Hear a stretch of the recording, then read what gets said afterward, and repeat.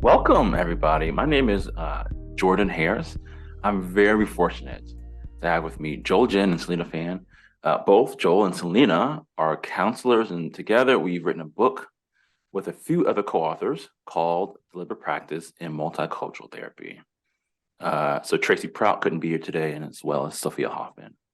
But Selena and Joel, why don't you introduce yourself? Selena, why don't you go first? Sure. Hi, everyone. My name is Selena Fan. I am a fourth year doctoral candidate in the School Clinical Child Psychology program at the Furkhoff Graduate School of Psychology of Yeshiva University in New York City. Hey, and my name is Joel. I'm an assistant professor of clinical psychology and the director of practicum at Seattle Pacific University. Great. So today we're going to do a quick video on how to use deliberate practice to practice therapy skills, specifically multicultural therapy. So deliberate practice is actually quite different from other sort of training models, right? First, it's not a free form role play. That's, I think, maybe the biggest thing that people kind of confuse deliberate practice with. We practice micro skills, very small, actionable micro skills. And this is really intentional. After looking at the research on how people across different fields gain expertise, learn how to do things, what you find is that they engage in a process of deliberate practice, which most of the time means practicing very small micro skills, right? I think of it as like building a wall, one brick at a time. And because this works in every field, then we know that this is also going to work in the counseling field. You'll also notice that, and as we sort of run through these exercises today, that we don't talk a lot about theory. Is of course really important, but we know that the best teacher is experience. And so we want to protect our practice time whenever we're doing deliberate practice. Conversations about theory are generally scheduled outside of the actual practice time, right? It's kind of like when you're playing music, you don't sit to like listen to music, you want to listen to music later, and practice time is your practice time. And for today's exercise, we're going to do one of the exercises out of our book, and the exercise is inquiring about cultural implications of the problem.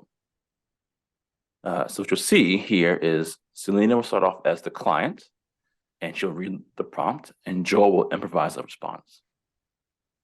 We'll run through about 2 prompts. They'll make a few mistakes. I'll give some feedback, and then we'll switch, and Joel will be the client, and Selena will improvise a response. Okay?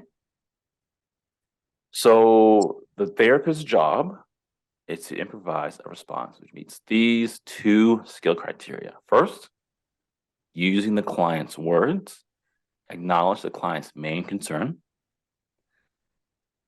and then using the context provided, tentatively and open-endedly ask a question about possible intersectionality issues in the client's presenting problems. Okay? Mm-hmm. So, Selena, can you start us off and read the first prompt, please? Sure. Okay, so for this one, the client comes from a conservative religious background. He cheated and lied and cheated again. So I got a divorce. It's been harder than I thought it would be. Isn't divorce wrong according to your religious beliefs? Okay, Joel, you asked the follow-up question. This skill, though, is a little different. For this skill, we want you to, let's look at the skill criteria. Use the client's words and acknowledge their main concern. And then follow it up with an open-ended question. So let's try that again. Try to hit those 2 skill criteria. Okay. All right. The client comes from a conservative religious background. He cheated and lied and cheated. So I got a divorce. It's been harder than I thought it would be. Separating through this divorce has been harder than expected, even though you remember how he cheated and lied. Okay, Joel, again. Actually, this time you hit the first skill criteria, right? You sort of really acknowledge that for this client, divorce might be particularly painful. But we also need to layer in the second skill criteria, okay? Does that make sense? Yeah. Okay. So Selena, can you cue us up again? And Joel, you'll give it another go. All right. He cheated and lied and cheated. So I got a divorce. It's been harder than I thought it would be. Separating through this divorce has been harder than you expected, even though you remember how he cheated and lied. How does your religious beliefs impact what you're experiencing? There you go. You got both the skill criteria there, right? Acknowledge the core concern, given this person's background.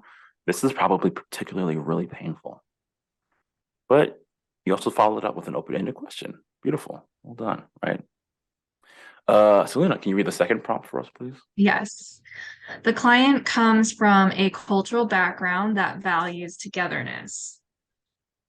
Since moving here, I felt so lonely. No one's invited me over. How could independence in a foreign place help your situation? Okay. So look, let's look back at these skill criteria, Joel. The first one is to acknowledge the client's main concern. So let's give another response and sort of focus on that skill criteria. Okay. Okay. Can you cue us up again, Selena? Yeah. So since moving here, I felt so lonely. No one's invited me over. Of course, you sense loneliness in this new place when no one's welcoming you over. Okay. Look, you got the first skill criteria. Let's run it again, and this time let's layer in both of those, okay? So make sure to follow, you can say the exact same thing, but just follow it up with an open-ended question about how this might really be relating to them and their intersectionality, okay? Okay. So since moving here, I felt so lonely. No one's invited me over. Of course, you sense loneliness in this new place when no one's welcoming you over. How might this disconnection from others mismatch with your value of being together with others? There you go. You got it. You got it. So Joel, we've done 2 of these so far, and let's just check in. How are you doing right now, right? How well do you feel like you were able to meet the skill criteria? It's maybe feels like an 8 right now. Okay. So you feel like you're really able to meet the skill criteria. Well, look, this is probably too easy then for you. And so if we were to continue, we'd have you do some of the more advanced skill criteria, more advanced exercises, okay? But we're going to switch. I'm going to give Selena a turn. So you'll be the client. Okay. Selena, you'll be the therapist this time, right? Mhm. Yeah. And you have the same 2 skill criteria. All right. Got it. Acknowledge their main concern, and then ask an open-ended question about possible intersectionality issues. Okay. Joel, start us off with the first prompt, please. All right. So this client is from a cultural minority group. I was in the cafeteria and a group of them walked by and one of them said, "God, that stinks." She was talking about my food. What makes you think that the group was talking about your food? Okay. That is an open-ended question, right? Mhm. But that's not meeting the skill criteria for this exercise. Let's really focus on criteria 1 here, okay? Okay. Joel, can you cue us up again, please? So the client is from a cultural minority group. I was in the cafeteria and a group of them walked by and one of them said, "God, that stinks." She was talking about my food. Wow, that group rudely commented on the food that you brought from home. There you go. There you go. I like how you even threw in like the group rudely comment. Like that's getting closer at why this really hurts this person. It feels really rude. There's Mhm. maybe even more there, right? But for this exercise, why don't we run this again? And if this time, if you could make it reach a little bit more Okay. for what the client is, what the underlying sort of feeling is here, Mhm. right? And then also ask a follow-up question. That would be great. Okay. Okay, so the client is from a cultural minority group.